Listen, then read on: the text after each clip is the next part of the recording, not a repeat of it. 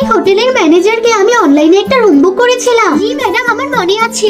সরো এখান থেকে, ম্যানেজার আমি, তুমি না। আপনার রুমটাতে আপনাকে আমরা থাকতে দিতে পারবো না, কারণ এখন টুরিস্ট সিজন চলতেছে। এই রুমে থাকতে হলে এখন ডবল ভাড়া দিতে হবে। কি?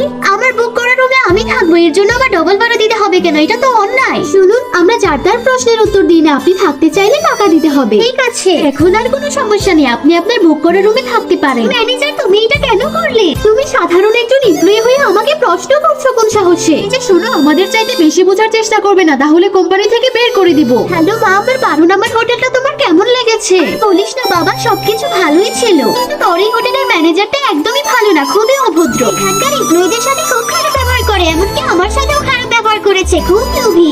ম্যাডাম, আমরা আপনার জন্য খুব স্পেশাল একটা সার্ভিস রেখেছি। আপনি আজকে রাতে স্পেশাল ডিনার করতে চাইলে এখানে একটু স্ক্যান করে দিন। ম্যানেজার, আপনি ওনাকে এসব কি আজে বাজে কথা বলছেন? আজকে রাতে তো কোনো স্পেশাল ডিনারই নেই। দাঁড়াও, তুমি